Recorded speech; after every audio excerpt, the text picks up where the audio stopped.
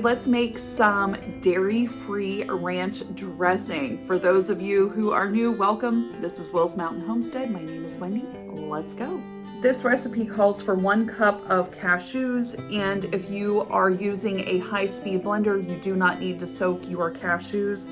If you have a regular blender, just soak your cashews in warm water for about an hour, drain them off, add them to your blender, and then add 1 cup of fresh water, 2 tablespoons of apple cider vinegar, 1 teaspoon of onion powder, a half a teaspoon of garlic powder, a half a teaspoon of salt, and then add 1 teaspoon each of parsley, chives, and dill. This will give you the best dairy-free ranch dressing that you have ever had. I like to store this in a wide mouth mason jar. That way I can easily get a spoon in it. Refrigerate this and it will keep up to a week in your fridge. Great for salads.